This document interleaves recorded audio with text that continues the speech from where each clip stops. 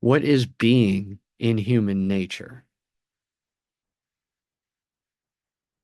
Being, or existing, in the context of human nature, is most commonly defined as suffering. This is because our brains feel through our nervous systems, and this is contained within our soft tissue. Thus, when our soft tissue contacts any tactile element in the surrounding environment outside ourselves, our interior nerves feel it and send the message accordingly to our brain. Over time, as our bodies age, the electrochemical transduction of sensory stimuli across our nervous systems begins to cause inflammation to our soft tissues, and this slight swelling presses in on our nerves, resulting in chronic fatigue, immune deficiency, and depression. Such is the process of aging, experienced as physical aches and pains by the body itself, and this sets a baseline of suffering, pain, and sorrow for the majority of one's lifetime. Thus, the experience of physical existence itself appears to be perceived by the mind, inhabiting the brain and informed by the nerves, as lifelong pain and suffering. Buddha described this suffering, or dukkha, as samsara, and likened it to the elder Vedic-Hindu concept of Maya, or illusion.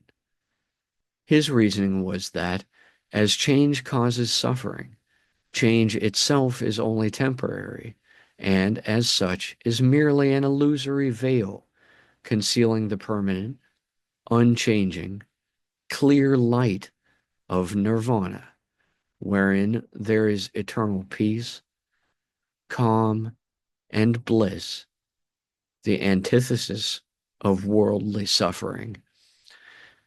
In the Buddhist Sutras, dukkha was defined in three main parts.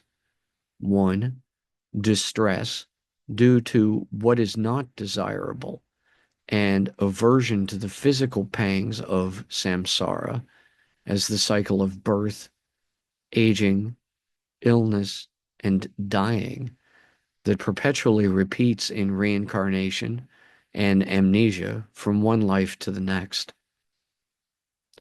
Two, frustration over fading happiness and the mental separation from what is loved and desired by oneself. Three, the dissatisfaction with impermanent and ever-changing objects in material reality, and the feeling of emptiness associated with disappointment in all such trends. These three elements of dukkha also include, in Theravada Buddhism, clinging to the five heaps, these being 1, form, 2, sensation, 3, perception, 4, memory, and 5, discernment. These heaps constitute attachments to the flow of our mental processes, leading to the false association of our own ego, soul, or central self-concept with these processes themselves. Dukkha is often described as the presence of what is unpleasant and the absence of what is desired. The concept in Vedic-Hindu Buddhism and in modern Western monotheisms of hell, or an underworld, as a place of perpetual suffering and despair, where one is plagued by demons and their immortal soul tortured ad infinitum, is a rare element shared by both Eastern and Western cosmologies. According to the modern existentialist philosophers, there are only being and time, as in the title of the 1927 opus by Martin Heidegger, 1889 until 1976, or else being and nothingness, the title of the 1943 opus by Jean Paul Sartre, 1905 until 1980. In both these works, the authors lament the bleakness of life's sentient existence in the face of a world that seemingly causes mostly sorrow, pain, and ultimately death. To avoid fear of death, remember, pain is an illusion.